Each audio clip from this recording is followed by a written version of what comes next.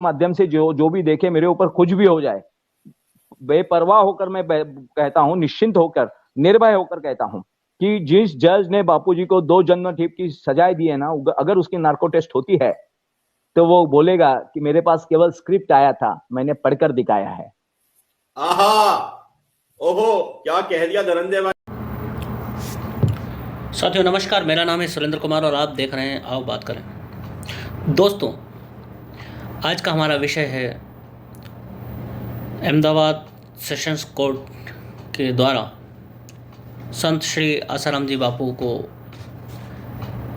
आजीवन कारावास की सज़ा सुनाई गई है। सन 2013 का वह केस है जिसमें 2 सगी बहनों ने आकर संत श्री आसाराम जी बापू और पूज्य नारायण स्वामी के ऊपर यौन उत्पीड़न का, यौन शोषण का आरोप लगाया था और साथ ही साथ ये भी बताया था कि सन 2002 की या 2000 की वह घटना है। वह केस बहुत समय से चल रहा था और उसके बाद उन्हें अंततोगत्वा उम्र कैद की सज़ा सुनाई गई। यह वीडियो बनाते समय मैं ये बात स्पष्ट कर दूं कि भारतीय संविधान का और भारतीय न्याय व्यवस्था का मैं अच्छी तरह से आदर करता हूं, लेकिन इस जजमेंट में, इस निर्णय में, इस सज़ा में जो मुझे अटपटा लगा, अजीब लगा, वो इस वीडियो के माध्यम से मैं आज आप सबके साथ शेयर करना चाहता हूं। मुझे बड़ा दुख होता है आज इस बात को कहते हुए कि किसी व्यक्ति को न्यायपालिका के द्वारा उस आयु में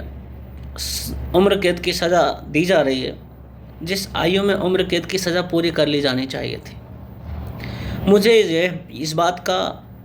आज कहते हुए बड़ा दुख हो रहा है कि सन 2013 से लेकर आज तक जिन्हें एक दिन के लिए भी ना पैरोल मिली, ना जमानत मिली और ना ही उनके स्वास्थ्य को ध्यान में रखते हुए, ना ही उनकी पारिवारिक परिस्थितियों को ध्यान में रखते हुए, ना ही उनको उनकी किसी और सुविधा का ध्यान रखते हुए उन्हें एक दिन के लिए भी छोड़ा नहीं गया, उस स्थिति में आज जब उन्हें आजीवन कारावास की सज़ा मिली है तो मुझे इस बात का कोई आश्चर्य नहीं है, लेकिन दुख होता है मुझे इस बात के बारे में सोचता हूँ तो जब व्यक्ति को आजीवन कारावास संपूर्ण कर दिया जाना चाहिए तब उन्हें आजीवन कारावास की सज़ा दी जाती है। और ऐसे में हमारी जो न्याय व्यवस्था है, हमारी जो कानून व्यवस्था है, हमारा जो न्यायतंत्र है, उस पर उंगली उठाने का मन करता है। हालांकि मैं भारतीय कानून व्यवस्था का, भारतीय न्याय व्यवस्था का सम्मान करता हूँ, क्योंकि यदि मैं ऐसा नहीं करूँ तो मेरे ऊपर भी न जाने कौन कौन सी धाराएं लगा दी जाएंगी और न जाने क्या क्या अनलगल मेरे ऊपर आरोप मढ़ दिए जाएंगे, जिसका खामियाजा मुझे तो भुगतना ही होगा, मेरे साथ साथ मेरे परिवार को, मेरे आत्मीयजनों को भी भोगना पड़ सकता है। साथियों, कई बार मैं आश्चर्यचकित हो जाता हूँ यह सोचकर कि जिस गृहस्थ संत ने अपने जीवन के लगभग 55-56 साल या राउंड फिगर में कहें तो 60 साल भारतीय समाज को दिए, भारतीय व्यवस्थाओं को दिए और भारतीय लोगों को दिए उनके जीवन का उत्थान करने के लिए, उनके जीवन को सुख, समृद्ध और शांत करने के लिए, उनकी सेवा के लिए, उनकी शुश्रूषा के लिए उन्होंने अपने ही कर्मों के फलों से, ताप से तप रहे मानव जाति के ऊपर एक बहुत ही बड़ा एहसान किया। उन्हें योग का रास्ता दिखाया, ध्यान का रास्ता दिखाया, भक्ति का रास्ता दिखाया, आध्यात्म का मार्ग दिखाया और बदले में हमारे इस सभ्य मानव समाज ने उन्हें क्या दिया, ये सोचकर मुझे कभी कभी बहुत दर्द होता है, बहुत तकलीफ़ होती है, बहुत पीड़ा होती है। लेकिन कहते हैं ना कि कानून के सामने दलीलों का कोई महत्व नहीं होता, कानून को केवल सबूत चाहिए, गवाह चाहिए और एविडेंसेस चाहिए। वो हम देने में असमर्थ हैं, असक्षम हैं, उसलिए हम निर्दोष हैं, हम मासूम हैं, ये सिद्ध करने का हमारे पास दूसरा कोई चारा नहीं है। ये सोचकर मेरे मन में कई बार और दुख बड़ा हो जाता है कि किस तरह से सबूतों की अनदेखी की जाती है, किस तरह से गवाहों को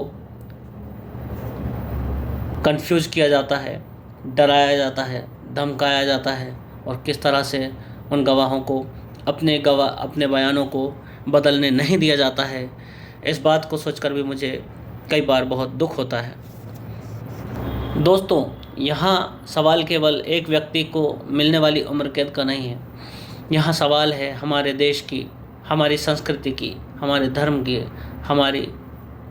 व्यवस्थाओं की, जिन्हें संभालने में हमारे संत श्री आसाराम जी बापू ने अपने सारे जीवन को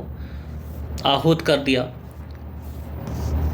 और हम उन्हें बदले में कुछ नहीं दे पाए सिवाय आजीवन कारावास की सज़ा के। कुछ लोग कहते हैं कि विदेशी षड्यंत्रों का शिकार हुए हैं वे, कुछ लोग कहते हैं कि राजनीतिक विद्वेष का शिकार हुए हैं वे। मैं तो लेकिन केवल इतना जानता हूँ कि जिस व्यक्ति के पास में 7 करोड़ 8 करोड़ साधकों का एक अच्छा बड़ा वर्ग हो, उस व्यक्ति के सामने विदेशी षड्यंत्रकारी और या फिर राजनीतिक विद्वेष रखने वाले लोग किस तरह से उसे ऐसी परिस्थितियों में फंसाने में सक्षम हो सकते हैं, मुझे इस बात का भी सोच कर बहुत आश्चर्य होता है। मुझे अच्छी तरह से याद है किस तरह ज़मीन पर रेंगने वाले से लेकर आसमान तक कद वाले ऊंचे नेता उनके चरणों में जाकर बैठते थे और अपने आप को धन्य पवित्र मानने लगते थे। उनकी तारीफ़ों में कसीदे पढ़ते थे और उनके आशीर्वाद ले लेकर चुनाव जीतकर मंत्री, मुख्यमंत्री, प्रधानमंत्री तक बन जाते थे। आज जब उनके ऊपर इस तरह की परिस्थितियां घेर कर आई हैं, तब उनमें से किसी एक का भी उनके पक्ष में ना बोलना बड़े ही दुर्भाग्य का सूचक है और मेरे इस दुख का कहीं ना कहीं वह भी एक कारण है। मुझे अच्छी तरह से याद है जब छोटे छोटे उद्योगपति से लेके बहुत बड़े बड़े उद्योगपतियों तक उनके चरणों में आकर बैठकर कथाएं सुनते थे, सत्संग सुनते थे और उनके चरणों की स्तुति करते हुए जिनकी जीभ नहीं थकती थी, आज वे भी लोग उनके पक्ष में न एक ट्वीट कर सकते हैं, न एक फेसबुक पोस्ट कर सकते हैं, न ही उनके पक्ष में कोई बयान दे सकते हैं। मुझे ये बात सोचकर भी अपने आप में काफ़ी दुख भी महसूस होता है। मुझे अच्छी तरह से याद है जब उन्होंने धर्म की रक्षा के लिए, भारत भूमि की एकता और अखंडता के लिए देश भर के संतों से संपर्क साधा था। उस समय कथावाचक कहलाने वाले, धर्मगुरु कहलाने वाले, मोटिवेशनल स्पीकर कहलाने वाले बड़े बड़े दिग्गज उनके चरणों में बैठकर उनके सामने नतमस्तक हो जाया करते थे और जो उनके साथ रहना अपना सौभाग्य मानते थे, उनका साथ मिलना अपना सौभाग्य मानते थे, वे धर्मगुरु, वे कथावाचक, वे मोटिवेशनल स्पीकर भी आज उनके पक्ष में कुछ भी बोलने में असमर्थ हैं। ये सोचकर भी मुझे अपने आप में बहुत दुख महसूस होता है। न्याय व्यवस्था ने, विधर्मियों ने और कुचक्र करने वालों ने, कुप्रचार करने वालों ने बहुत ही गहरा षड्यंत्र रचाकर उस महान व्यक्ति के प्रति समाज में जहर घोल दिया है, उस कर्मयोगी के प्रति समाज में जहर घोल दिया है, जिस व्यक्ति ने क्रिसमस डे को तुलसी पूजन दिवस के रूप में देश में स्थापित कर दिया, जिस व्यक्ति ने 14 फरवरी वैलेंटाइंस डे को, जब युवा अपने जीवन का लक्ष्य भूलकर एक दूसरे के प्रति आकर्षित होकर अपने जीवन का पतन कर लेते थे, उस दिन को उन्होंने मातृ पितृ पूजन दिवस में बदलकर देश को, समाज को नई दिशा दी है, नई दिशा की ओर अग्रसर किया है।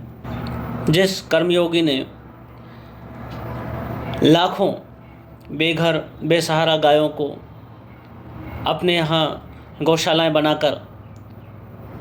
स्वास्थ्य, संरक्षण और सुरक्षा दी है, उस कर्मयोगी को मीडिया ने, न्यायतंत्र ने और षड्यंत्रों के कुचक्र रचने वाले धूर्तों ने मिलकर मटिया मेट करने की पूरी कोशिश की है। उन्होंने पूरी कोशिश की है इस संस्कारहीन होते हुए समाज को संस्कार की नई दिशा दिखाने वाले उस निष्काम कर्मयोगी को बदनाम करने की जिनके संरक्षण में आज भी 17,000 से अधिक बाल संस्कार केंद्र चलाए जाते हैं, उनके साधकों के द्वारा, उनके सेवादारों के द्वारा। जिन बाल संस्कार केंद्रों में उन बच्चों को संस्कार दिए जाते हैं, उन लोगों के बच्चों को संस्कार दिए जाते हैं जिनसे ना उन साधकों को, उन सेवादारों को कुछ लेना है और ना ही उन्हें कुछ लेना है, कुछ चाहिए, केवल इसी आशा में कि ये बच्चे बड़े होकर हमारे देश का, हमारी संस्कृति का गौरव बढ़ाएंगे, हमारे समाज का भविष्य बनेंगे। ये सोचकर उन्हें संस्कार देने का जो निष्काम भाव से सेवा कर रहे हैं, ऐसे कर्मयोगी को अपने सेवा से हटाने के लिए इन लोगों ने इतने भयानक कुचक्र की रचना की है, जिसमें हमारा सनातनी समाज बड़े ही आसानी से फंस जाता है और ऐसे निष्ठावान, ऐसे धर्म धुरंधर और ऐसे विद्वान, ऐसे ज्ञानी के विरोध में मूर्खतावश खड़ा हो जाता है। ये हमारे समाज का दुर्भाग्य है, ये उनकी कमी नहीं है, ये हमारे समाज की कमी है, जो सरकार के सामने, कानून व्यवस्था के सामने, समाज के सामने एक अच्छा बच्चा बनने की कोशिश में हमेशा लगा रहता है, कानूनी रूप से अपने आप को करेक्ट रखना चाहता है, राजनीतिक रूप से अपने आप को करेक्ट रखना चाहता है, सामाजिक रूप से अपने आप को करेक्ट रखना चाहता है। वहीं दूसरी ओर देखा जाए तो दूसरे समुदायों के धर्मगुरुओं के ऊपर या उनका अगुवाई करने वाले लीडर्स के ऊपर कहीं कोई यदि ऐसा आरोप लगा भी दिया जाता है तो उस आरोप को किसी भी तरह से समाप्त करने में सारा समाज एकजुट होकर लग जाता है और उसे या समाप्त नहीं कर पाता तो कम से कम मीडिया के सामने तो उसे खुलने नहीं दिया जाता है। ऐसी एकता, ऐसी जागरूक जनता का धनी है वह समाज जो अपने अगुवाई करने वालों को किसी के कुचक्र में फंसने के लिए अकेले नहीं छोड़ता है। साथियों, हमारे संविधान का, हमारी न्याय व्यवस्था का एक सिद्धांत है और वो सिद्धांत ये है कि चाहे 10 गुनहगार छूट जाए लेकिन एक भी बेगुनाह को बेवजह परेशान नहीं किया जाना चाहिए। शायद इसीलिए हमारे देश की न्याय व्यवस्था बहुत धीरे धीरे काम करती है। न्याय प्रणाली, हमारे देश की न्याय प्रणाली बहुत सोच समझ कर आगे कदम बढ़ाती है। लेकिन ये सोचकर मैं फिर स्तब्ध हो जाता हूँ, फिर दुखी हो जाता हूँ कि इतने बड़े धर्म का कार्य करने वाले, समाज की सेवा करने वाले इतने बड़े नाम को और इतनी बड़ी शख्सियत को कैसे मीडिया ने और न्याय चक्र ने मिलकर मटिया मेट कर दिया। मैं ये सोचकर बहुत दुखी हो जाता हूँ और अपने आप को असहाय मानता हूँ, निरुत्तर मानता हूँ इन रेडीमेड बुद्धिजीवियों के सामने, रेडीमेड थिंक टैंकों के सामने। दोस्तों, मेरा ये आज का वीडियो ना तो न्याय व्यवस्था की कार्यशैली पर सवाल उठाने के लिए बना रहा हूँ, ना ही राजनीतिक व्यवस्थाओं की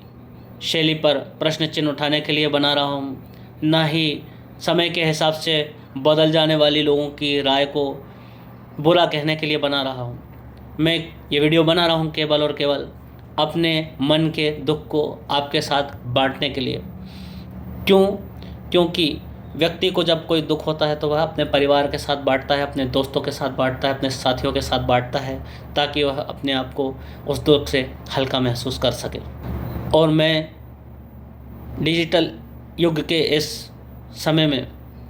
सोशल मीडिया को या OTT प्लेटफॉर्म को या यूट्यूब जैसे माध्यम को, जिनसे मुझसे हज़ारों लोग जुड़े हुए हैं,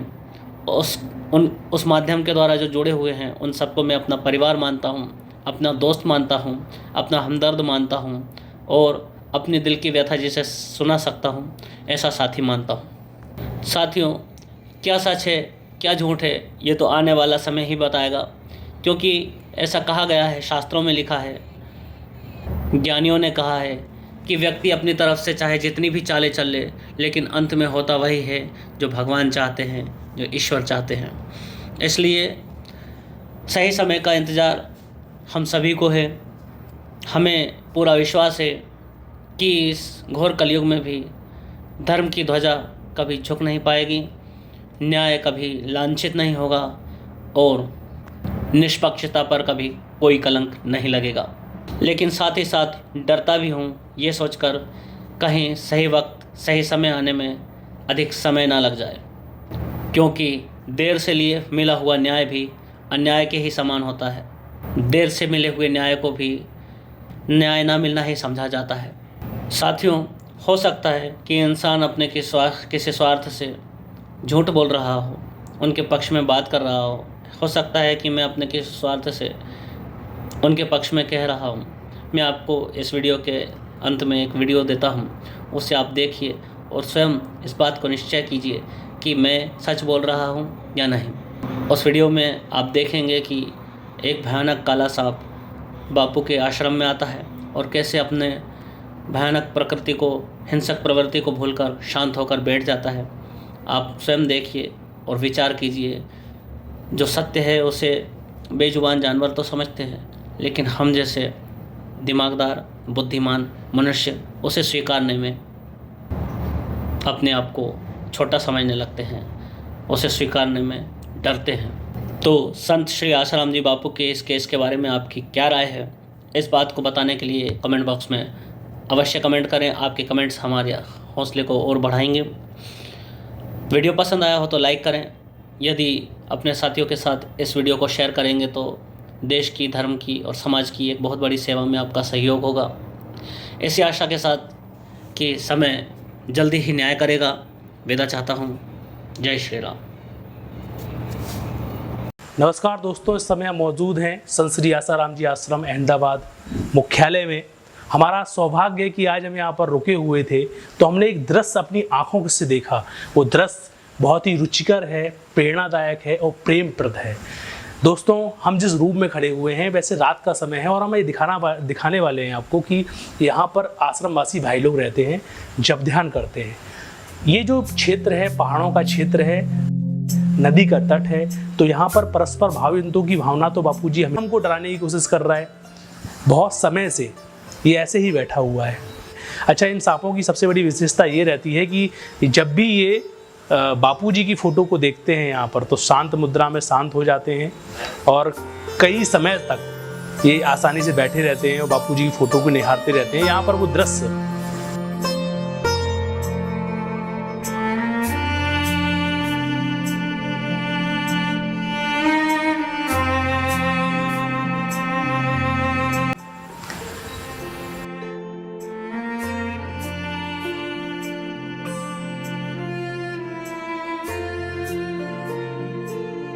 आप देख सकते हैं जाबल ऋषि की इस तपोभूमि पर पूज्य बापूजी ने भी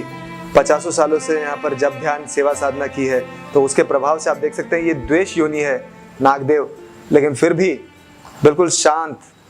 बिना किसी भय के, ना हमको डराते हुए ये यहाँ पर एकदम निश्चिंत तौर पर विराजमान है। पुरुषोत्तम मास के इस परम पुण्यदायी मास में